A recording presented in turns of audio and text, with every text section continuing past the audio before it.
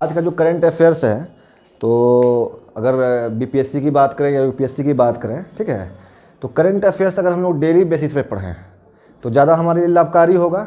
The Hindu, Indian express, PIB एवं कुछ अन्य स्रोतों से जो है आज का जो 5 फरवरी का जो करंट अफेयर्स है, मतलब कल का, वो आज हम लोग लेके आए हैं। ठीक है, तो सबसे पहला जो पॉइंट है जो हम लोग चर्चा करेंगे वह है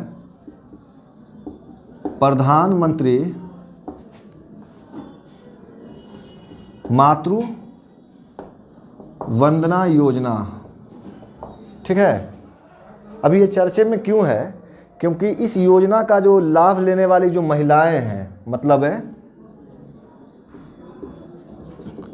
जो एलिजिबल वीमेन होंगी, जो महिलाएं होंगी, तो उनकी संख्या जो है आप देखेंगे कि हाल ही में 1.75 करोड़ पहुंच गई है। हमारे भारत में प्रधानमंत्री मातृ वंदना योजना का लाभ लेने वाली महिलाओं की संख्या कितनी पहुंच गई है?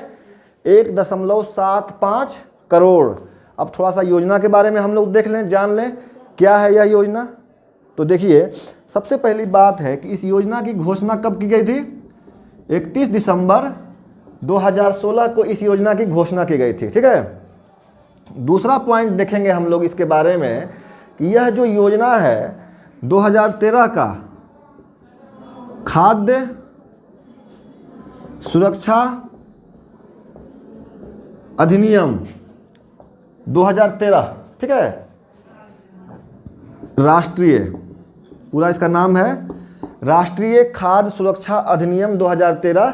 इसी के प्रावधानों के तहत यह योजना भारत के हर जिलों में चलाई जा रही है। ठीक है, और इस योजना के तहत जो गर्भवती महिला हैं या जो स्तनपान कराने वाली महिला हैं, उनको अपने पहले बच्चे के जन्म पर 5,000 रुपया की राशि दी जाती है। ठीक है, तो इस योजना से संबंधित हम लोग इतनी ही चीज़ को जानेंगे जो हमारे पीटी के लिए सफिशिएंट है। ठीक है, आगे चलते हैं सेकंड करंट पे।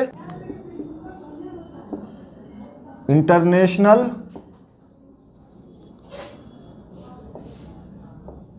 क्रिमिनल कोर्ट, अंतर्राष्ट्रीय आपराधिक न्यायालय। ठीक है, अभी हाल में ये क्यों चर्चे में है? क्योंकि युगांडा के एक विद्रोही नेता, ठीक है, युगांडा कहाँ पे है बताइए? हैं? युगांडा अफ्रीका में है। ठीक है, यहाँ के एक विद्रोही नेता, उनका नाम है, आप देखिएगा, डोमिनिक ओंगवेन। डोमिनिक ओंगवेन, ये युगांडा के विद्रोही नेता हैं। ठीक है, और इनको इस न्यायालय के द्वारा सजा सुनाई गई है। ठीक है, क्योंकि युद्ध क्राइम के, वार क्राइम के, युद्ध अपराध के ये दोषी पाए गए हैं। किसके दोषी पाए गए हैं?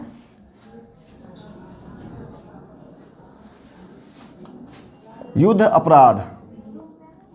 युद्ध अपराध के दोष में जो है अंतर्राष्ट्रीय क्रिमिनल कोर्ट ने इनको सजा सुनाई है। अब पीटी की बात करें तो इससे जुड़ी हुई कुछ बातें हम लोग को जान लेना चाहिए। आईसीसी का हेडक्वार्टर कहाँ पे है? आईसीसी का हेडक्वार्टर हेग, नीदरलैंड्स में है। ठीक है, जब हम इसकी बात कर रहे हैं तो हमें जानना चाहिए एक और संस्था है जिसको हम बोलते हैं इंटरनेशनल कोर्ट ऑफ जस्टिस। ठीक है, आईसीजे, इसका फुल फॉर्म है इंटरनेशनल कोर्ट ऑफ जस्टिस। इसका भी हेडक्वार्टर, मतलब मुख्यालय कहाँ पे है? तो वहीं पे है, हेग, नीदरलैंड्स। ठीक है, इसकी स्थापना कब हुई थी? 1946 में इसकी स्थापना हुई थी। और यह जो है आईसीजे, यह संयुक्त राष्ट्र के अधीन कार्य करता है। ठीक है, संयुक्त राष्ट्र के अधीन काम करता है। तो इससे ज़्यादा इसमें फिर जानने की जरूरत नहीं है। युगांडा की बात करें, युगांडा अफ्रीका का एक देश है। इसकी राजधानी क्या है? कंपाला। युगांडा की राजधानी कंपाला। और युगांडा की करेंसी क्या है? कभी कभार जो देश चर्चे में होते हैं उनकी करेंसी भी पूछ देता है, शिलिंग, युगांडन शिलिंग। ठीक है, ई नेम, इसका मतलब क्या है? इलेक्ट्रॉनिक नेशनल एग्रीकल्चर मार्केट, इसकी शुरुआत 2015 में हुई और इसका उद्देश्य क्या था कि जितनी भी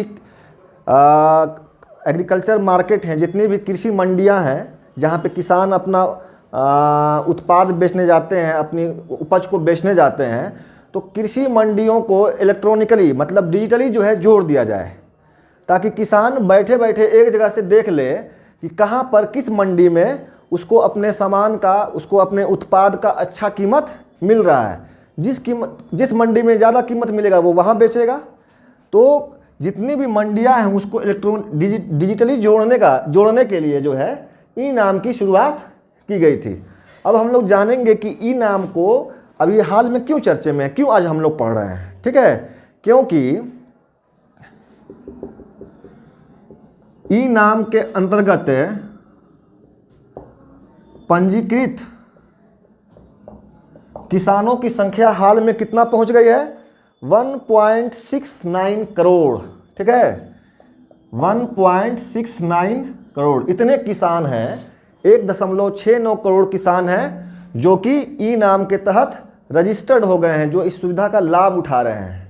एक सवाल और बनता है कि कौन संस्था है जो ई नाम को इम्प्लीमेंट करती है, लागू करती है। ठीक है, तो आप देखिए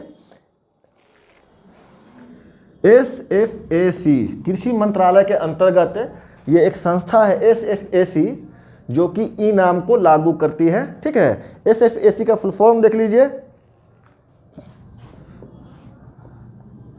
स्मॉल फार्मर्स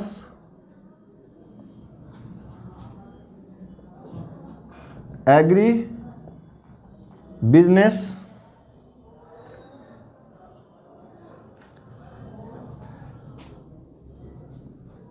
कॉन्स्ट्रियम। ठीक है, तो आपको इतना जानना है कि ई नाम की शुरुआत 2015 में, इसका उद्देश्य क्या है? किसानों की मंडी को जोड़ना। ठीक है, और यह जो है SFAC के द्वारा इम्प्लीमेंट की जाती है और अभी हाल में चर्चे में क्यों है? क्योंकि 1.69 करोड़ किसान जो है इसके तहत अभी हाल में पंजीकृत हो चुके हैं अभी तक। ठीक है, आगे देखिएगा जो नेक्स्ट का है SKAO। इसका फुल फॉर्म है, आप देखिए, स्क्वायर किलोमीटर। ठीक है, स्क्वायर किलोमीटर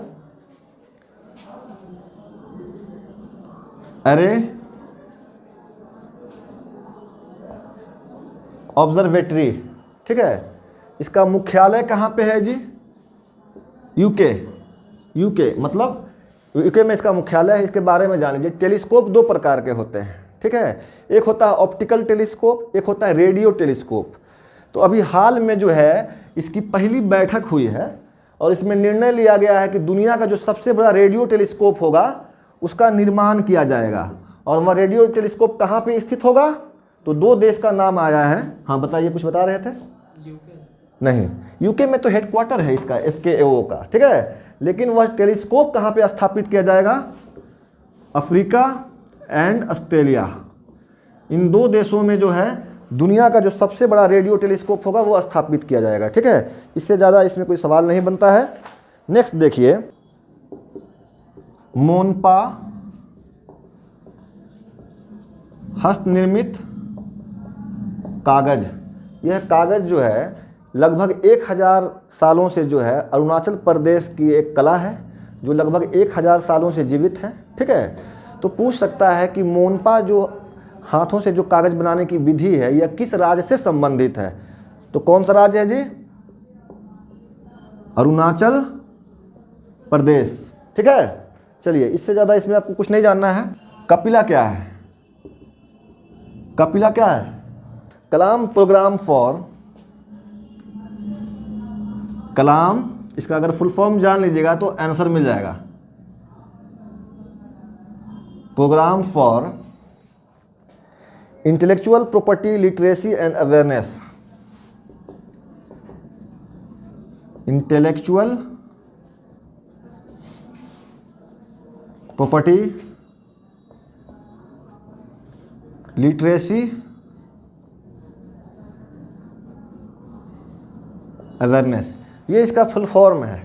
ये PDF में है, जो डिस्क्रिप्शन बॉक्स में PDF दिया जाएगा। ठीक है, तो नाम से ही समझ, फुल फॉर्म से ही समझ में आ जाएगा। Kalam programme for intellectual property literacy and awareness. Intellectual property क्या है?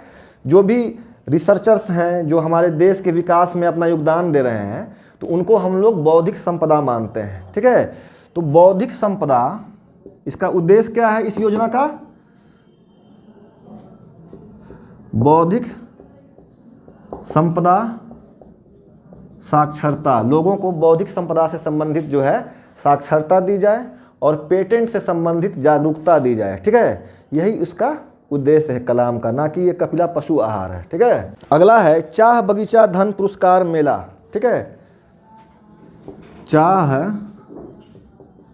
बगीचा धन पुरस्कार मेला, इसका आप देखेंगे कि चाह बगीचा धन पुरस्कार मेला, इसका जो तीसरा चरण है, कौन सा जी? तीसरा चरण। तो सवाल बस इतना ही पूछेगा कि इसका आयोजन कहाँ पे हुआ है, तो असम के गुवाहाटी में हुआ। देखिए आप लोग, राजपथ पुनर्विकास परियोजना बहुत ही महत्वपूर्ण है, यह सवाल भी आई है। ठीक है, इसको समझ लीजिए। राजपथ पुनर्विकास परियोजना, इसी का एक दूसरा नाम है जो आप लोग पेपर में अक्सर देखते होंगे, सेंट्रल विस्टा एवेन्यू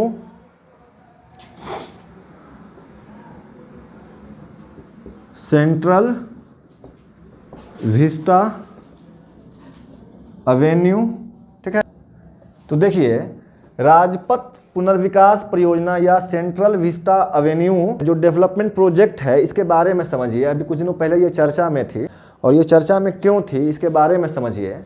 तो सुप्रीम कोर्ट ने कहा कि नहीं, ये परियोजना जो केंद्र सरकार चलाने वाली है, तो इस पे जो कोई रोक नहीं लगेगी, ये सही है, इसमें कोई दिक्कत नहीं है। ये है क्या? तो राष्ट्रपति भवन से लेकर के इंडिया गेट, ये जो 3 किलोमीटर का स्ट्रेच है, इसी के विकास की बात चल रही है, और इसी को हम लोग बोलते हैं सेंट्रल विस्टा एवेन्यू प्रोजेक्ट या फिर राजपथ पुनर्विकास परियोजना। तो इसमें है क्या? इसमें सवाल जो पूछेगा कि ये जो योजना है, ये जो मतलब राजपथ का जो विकास किया जाएगा, ये जो 3 किलोमीटर का स्ट्रेच है जिसका विकास किया जाएगा, तो यह प्रोजेक्ट किसको दिया गया है? अभी हाल में 66वीं बीपीएससी में पूछा है कि संसद जो भवन है उसको निर्माण का जो मतलब प्रोजेक्ट जो है किसको दिया गया है? टाटा ग्रुप्स को दिया गया है। अब ये सवाल बन सकता है कि यह जो है प्रोजेक्ट किसको दिया गया है। ठीक है, तो उसके बारे में देखिए आप लोग। शाहपुर जी, बड़ा टेढ़ा नाम है, शाहपुर जी कोई फेमस नाम नहीं है। ठीक है, शाहपुर जी, पल्लोन जी, ठीक है, एंड कंपनी प्राइवेट लिमिटेड,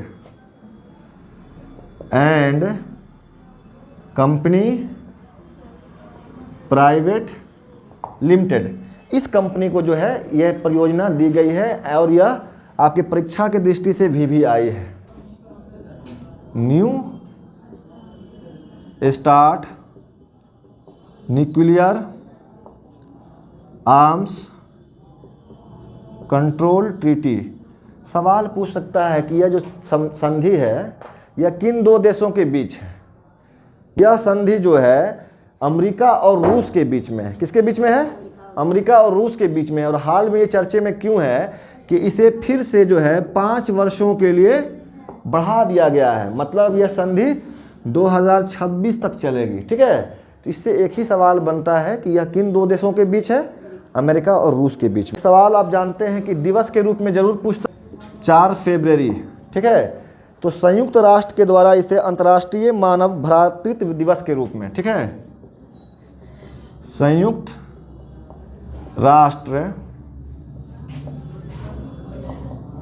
अंतर्राष्ट्रीय मानव भ्रातृत्व दिवस के रूप में इसको मनाया जाता है। आपको याद रखना होगा। ठीक है, चलिए, भारत का पहला आंधी तूफान अनुसंधान परीक्षण, ठीक है, भारत का पहला आंधी तूफान अनुसंधान परीक्षण केंद्र जो है कहाँ पे स्थापित किया गया है? उड़ीसा के बालासोर में। और जब उड़ीसा के बालासोर की बात आएगी तो एक सवाल और हो जाता है कि IMD इंडियन मेट्रोलॉजिकल डिपार्टमेंट या भारतीय मौसम विभाग है ना, उसी के द्वारा इस केंद्र का स्थापना किया गया है। तो उसके डायरेक्टर जनरल मतलब महानिदेशक कौन है, ये सवाल भी एक बन जाता है जो जुड़ा हुआ है उससे। तो देखिए उसके डायरेक्टर जनरल हैं डॉक्टर मृत्युंजय मोहपात्र। ठीक है, अगर पूछ दे कि भारतीय मौसम विभाग के महानिदेशक कौन है जी? Yes, doctor Mrityunjay Mohapatra. ठीक है, अगला है इसमें कि 22 मई 2021 तक आप जानते हैं कि बैंक जो मौद्रिक नीति है उसमें CRR SRR ये सब चीज़ होता है। तो RBI ने कहा है कि 22 मई 2021 तक जो भी बैंक हैं वह अपने CRR को 4% तक बना के रख लेंगे। ठीक है, CRR क्या है? Current cash reserve ratio.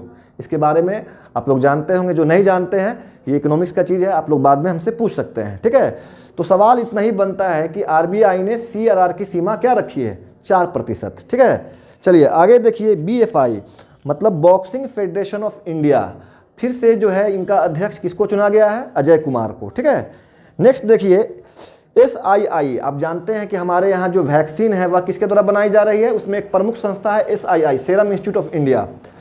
तो उसने जो है पूरे दुनिया में जो है इस वैक्सीन को बांटने के लिए, वैक्सीन को पहुँचाने के लिए किसके साथ समझौता किया है बताइए? यूनिसेफ। ठीक है, आपको याद रखना होगा सीरम इंस्टीट्यूट ऑफ इंडिया ने वैक्सीन को दुनिया भर में पहुंचाने के लिए यूनिसेफ के साथ समझौता किया है। अगला देखिए जो बहुत महत्वपूर्ण है, केंद्रीय सुरक्षा परिषद। ठीक है, केंद्रीय सुरक्षा परिषद जो है इसकी स्थापना कब हुई थी? 1966 में हुई थी। और इसका उद्देश्य क्या था बताइए? एनीबॉडी?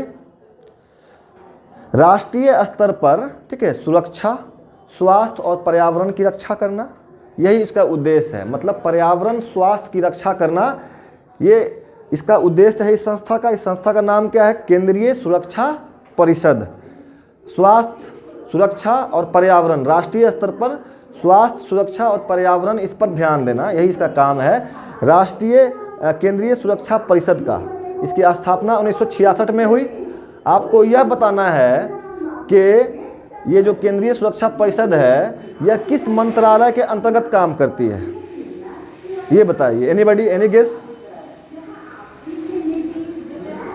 श्रम मंत्रालय।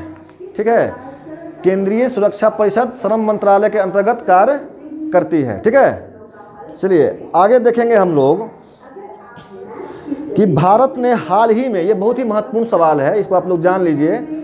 भारत ने हाल ही में नवीकरणीय ऊर्जा के क्षेत्र में संयुक्त कार्य समूह की पहली बैठक किस देश के साथ की है? नवीकरणीय ऊर्जा समझते हैं, तो नवीकरणीय ऊर्जा के क्षेत्र में संयुक्त कार्य समिति की पहली बैठक भारत ने बहरीन के साथ की है। बहरीन की राजधानी मनामा।